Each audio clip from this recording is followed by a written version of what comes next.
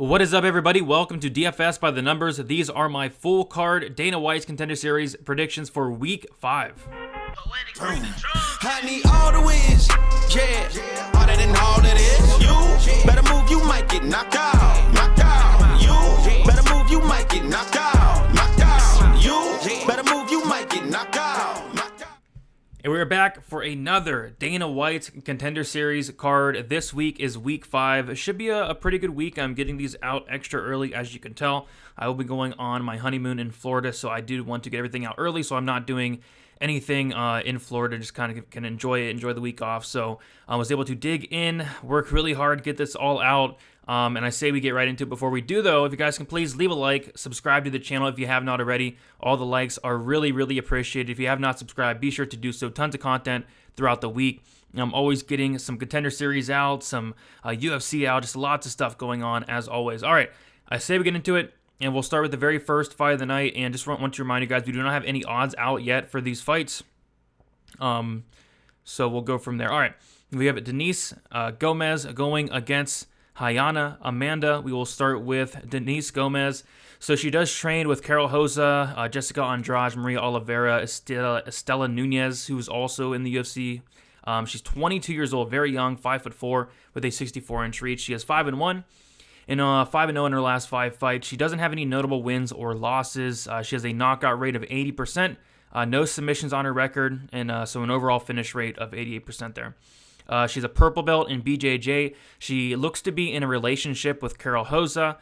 She's very young and obviously very still green. I think she has a long way to go. She looks uncomfortable on the feet, and she can be inactive at times. She mostly throws kicks. She does get super wild, but when she does decide to let her hands go, she's solid, but man, she leaves a lot of openings defensively. Strike and defense is pretty concerning. Would like to see a little bit more movement defensively. She just stands there at times and eats punches. I have seen her taken down. She's very active off her back, very slick with her grappling. She battled a bunch of adversity in her last fight, was almost out of there on the mat. She got flattened out, almost got pounded out. And she was also dropped 2 times in her last fight. But, you know, she has no quit in her. She has good cardio. She's going to walk forward for 15 minutes. She was down 2017, 2018, and 2018 on the judges' scorecards in her last fight. And then she comes back in the third, goes all out, and gets the finish. So she showed a lot of heart. She showed a lot of toughness in there. When she smells blood, she goes in there and she goes all out for that finish there. She doesn't seem to have the best wrestling. She doesn't seem physically strong. We'd like to see a lot. Would like to see her go for more takedowns, honestly. And just to be honest, I'm just not impressed at all with Denise Gomez. I think she has a long way to go before being UFC caliber, and I think she might be eventually. She's super young. She's training with phenomenal fighters like a Carol Hoza, Andrade, fighters like that. She's going to get better, but just right now, I don't think she's ready. And then we have Hayana Amanda. Talk about not ready. She's, I think, training with Amanda Lemos. Also looks to be training with Priscilla Cachoeira. Recently, she's 27 years old. She's 5'3" with a 66.5-inch reach. She's 11-5 and 4-1 in her last 5 fights. She did lose to Isabella de Padua, her only notable loss there, who was in the UFC. I believe Isabella de Padua, there we go, is 5-3 now. She has a knockout rate of 18% in Amanda. She has a 64% submission rate, an overall finish rate of 82%.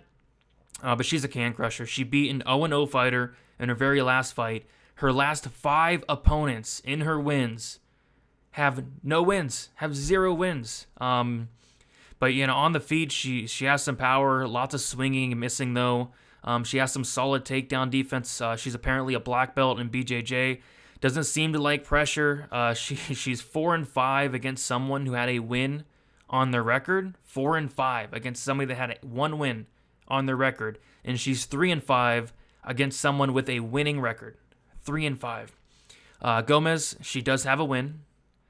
And she does have a winning record. Therefore, she has a good chance to beat Amanda. I mean, man, the level of competition is just horrendous. This is bad. This is terrible. I've seen Amanda quit in fights. I've seen her finish in fights, whereas Gomez, she doesn't have any quit in her. I'm hoping we see some improvements from Gomez, but I like the toughness. I like the no quit. I like the heart. I like that she's training with very good fighters. I like that she's young. She's 22 years old. We should see improvements. And then as with Amanda, I just don't really see anything I like. I mean, she's a good grappler, but she's fighting like the bottom of the barrel competition. So I'm going to take Denise Gomez here to win. I'm going to take her to win by, I don't know, decision, I suppose. But this is a mess of a fight. I don't think either fighter is really UFC caliber. But Gomez, she's still young. I think she has room to improve, and maybe she could be good eventually. But I think she's probably good enough to win this fight. We have Wong Kim going against Cameron Simon. We'll start with Josh Wong Kim here. So he does train at the same gym as Demetrius Johnson, unless something's changed recently. He's 29 years old. He's 5'9", not sure on the reach there. 5-1 and 4-1 in his last 5 fights. His only notable loss does come to Jesse Strader by decision as an amateur. Jesse Strader fought in the UFC. I believe he's cut now, though. He has a 40% knockout rate, a 40% submission rate, an overall finish rate of 80%. He will be the more experienced fighter here. He has a 15-1 amateur record. Wild stance on the feet. Keeps range very well. Very active with knees and kicks. Opponents really struggled to get into the inside with that wide stance. Very active in the clinch with knees and elbows. Very nasty knees. I've seen him hurt guys with those knees. Very good takedown attempts. Takedown defense. Threatens with knees. Has a really good sprawl as well. Very scrambly on the mat and very active when the fight does hit the mat. He is non-stop off of his back. Kind of reminds me of like a Brandon Royval, just non-stop with submission attempts. Just relentless with it. Has some offensive wrestling as well. He's a purple belt in BJJ. And like I said, just non-stop with his submission attempts. Just very impressive there. He's super well-rounded, very good on the mat, and tons of tools on his feet as well. He is a very dangerous fighter. He's a very dangerous fighter, and that's because he's just dangerous anywhere the fight goes. He's going to have advantages in a lot of fights anywhere the fight goes. The cardio checks out. Only loss does come from an illegal elbow that was to the back of the head. But other than that, he's looked good. Cameron Simon, he trains at the same gym as Dricus du Plessis. He's 21 years old. He is 5'9". He's 5-0. No notable wins or losses for Simon here. Has an overall finish rate of 80%, 60% by knockout, 20% by submission. So the problem with Cameron Simon is there's a couple. The first one is there's literally one fight available on him, just one fight. And that fight lasted like 2 minutes. So I spent more time trying to figure out how to pronounce this guy's name, Cameron Simon, than actually watching him fight. He is super young, obviously, at 21 years old. He looks younger than 21 as well. But yeah, pretty awkward style on the feet. Does a lot of backing up, lots of in and out movement. Rushes in with punches and kicks. Does a good job countering when backing up, though. Some solid leg kicks and did show some power against one Korn Blom, who was 0-2 at the time. And he's now 0-4. That was the one fight I watched against Korn Blom, who is now an 0-4 fighter. There's still a ton of question marks. There's still a ton of unknowns, and that's what the Contender Series is. But this is rough. We do not know a lot about this Cameron Simon. But on top of that, I'm like convinced like some of the names he fought are made up. Like listen to some of the names Cameron Simon beat: Gift Walker, Korn Blom, and Righard Berger. Like, these can't be real people. So, yeah, I can't go with Simon here. Just, there's an unknown aspect to the guy, but I was really impressed with Josh Wong Kim. So I'm going to go with Josh Wong Kim. I think he's super well-rounded. He's more experienced. He's the older fighter at 29. Cameron Simon's still super young, super green. Don't know a lot about the guy. I'm going to take Josh Wong Kim to get this one done. I'm going to say by decision. All right, we will move on to the next fight here. We have Jesus Santos Aguilar going against Arison Ferreira. We will start with Arison Ferreira. He is 31 years old, 5'6", with a 70-inch reach, 11-1, 5-0 in his last 5 fights. No number of wins or losses for him. He has a 73% finish rate, all of those coming by knockout. So he did fight on the Contender Series before, and he won. It was a very close fight. He was dropped in the first round. Was very low volume on the Contender Series, only landing 33 significant strikes across those 15 minutes. He is pretty wild on the feet. I saw him get hurt bad in one of his fights. He got right back up and got the finish himself. Solid power for the division. I've seen him get multiple knockdowns in his fights. He leaves a lot of openings to be hit, and I question his chin. Pretty much every single fight I watched, this guy was getting hurt. He was getting dropped, so the chin is a serious problem. I don't know if it's going to be an issue in this fight in particular, but going forward, it is something to definitely mention. He does defend the takedown with the cage grab. I seen him grab the cage multiple times in one of his fights. He grabbed the cage, got a point taken, and he kept grabbing the cage. He wouldn't stop grabbing it. But he absolutely can be taken down. His takedown defense is not great, but he does do a good job of getting back up. His cardio is not awful, but he does look to slow down as the fight goes on. Santos Aguilar, he is 26 years old, 5'3", 7-1, 5-0 in his last 5 fights. He did beat Edgar Chairez, who recently fought on the Contender Series, and he subbed him in the 5th round. He has a 71% submission rate. So we have Aguilar with a 71% submission rate, and we have Ferreira with a 73% knockout rate. So as you guys can see, we have a striker versus grappler matchup, and we have Aguilar being the grappler here. He will go for takedowns early in the fight. He can be taken down himself, very comfortable off his back, though. He looks to have some solid grappling, good control on top, and he does threaten with submissions. Lots of leg kicks on the feet, lots of kicks in general, throws with some power on the feet. He's very wild on the feet as well. He is very relentless in terms of getting fights down to the mat. He was able to take down Edgar Chairez multiple times in a 5-round fight, and like I said, ended up getting that submission in the 5th round. His grappling and his willingness to grapple is very impressive to me. So yeah, I do like Aguilar to win this fight. I like his relentlessness with his grappling. I like his cardio. I like his pace. I like that he can wrestle for a full, in this case, 3 rounds, no problem. In terms of the striking, you got to favor Ferreira in terms of the striking, but like I said, Aguilar is a smart dude. He goes for takedowns, doesn't mess around on the feet too much. I like Aguilar here to win. I like him to win by decision. Mixing and takedown. Should be a close fight, though. But should be a fun fight, but give me Aguilar to get the job done. All right. Next, we have probably my favorite fight on the entire card. We have Marion Gogoladze going against Darius Flowers. So we'll start with Gogoladze. Not 100% sure if he trains with him regularly, but it looks like he's doing some work with Ilia Topuria. He is 24 years old, 6'2". Not sure on the reach there. He's 14-2 and 4-1 in his last 5 fights. Hasn't really fought anybody notable, but he has fought some very good competition. A 57% knockout rate for Gogoladze, a 21% submission rate for an overall finish rate of 78%. Some notes I have on Gogoladze. He does start very fast and very aggressive early on. He is pretty wild on the feet, but he does have a ton of power. Pretty questionable striking defense, which I don't really like in this fight, but he does have a good chin by the looks of it. He will go for takedowns, has decent wrestling, and a very good ground game. The ground game really impressed me from Gogoladze. On top of that, just very well-rounded. Very well-rounded. He has good striking, good power in the striking, and then some solid wrestling, and then the grappling as well. He's very dangerous when he gets on top. He goes in there looking for the finish anywhere the fight goes. And overall, I like what I see from the guy. I think he's only 24 years old. I know people like the Georgian fighters. You have Ilia Topuria, guys like that. Giga, Jakadze, guys like that. Some more that I just can't name off the top of my head, but people like these Georgian fighters, and they've been coming in having a lot of success, like Roman Dolidze. I think Gogoladze, I think he's Georgian as well. Just lots of these guys coming in and having a ton of success. And I think this is another guy that definitely could. Darius Flowers, though, he's 27 years old, 5'9" with a 72-inch reach, 11-5-1, and 4-1 in his last 5 fights. His only notable loss was against Josh Fremd, and that was as an amateur. Has fought some solid competition, though, outside the UFC.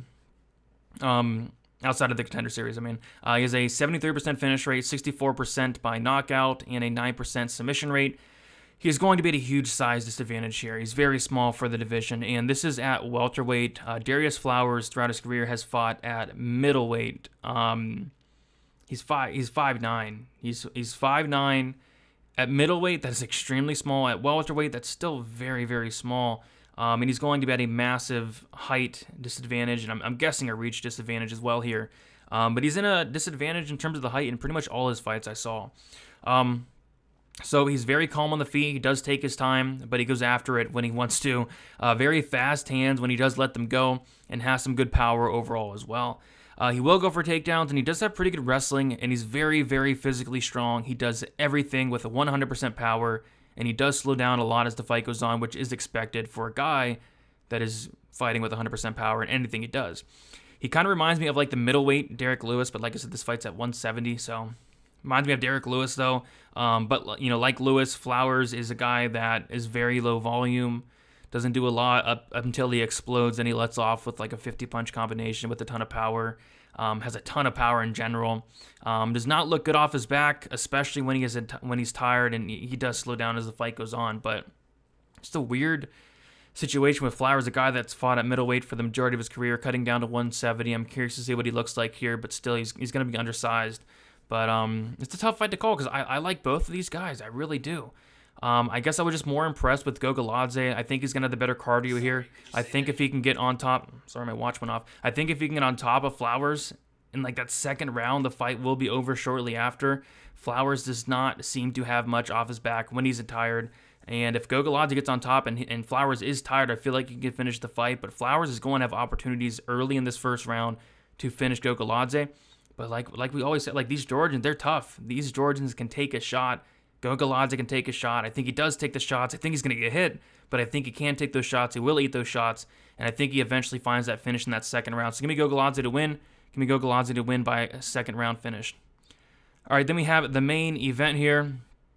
We have Eduardo Neves going against Michael Parkin. All right, we have Neves, 22 years old, 6'1", 5-0. No notable wins or losses for him. 100% finish rate, all by knockout.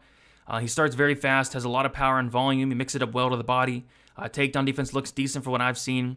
Willing to eat one to give one, which is I think is fine in this matchup. Is down to get into a brawl in the pocket. And he should have more power in this matchup. I think the power advantage is heavily in favor of Neves here. I have seen him get knocked down, but he did recover right away and was able to work his way back up to his feet. Have also seen him go for takedowns as well, but that's not really his game. I've seen him dropped, I've seen his opponent get on top, and I've seen him be able to work his way back up, which I do like to see.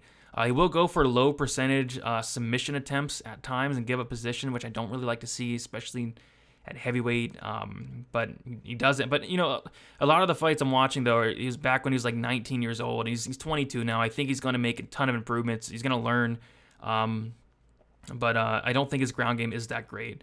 Cardio is iffy as well. He clearly slows down, but he's able to push through it and does keep a high volume pace.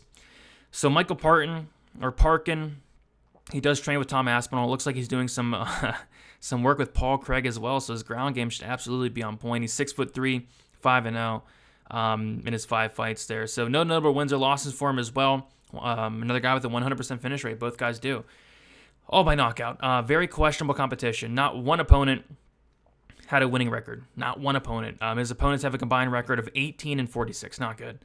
Good pressure. Very patient on the feet. Picks his shots very well. Moves well for a heavyweight. Solid, powerful leg kicks. I have seen him go for takedowns and get them. He does have good control on top with some solid ground and pound.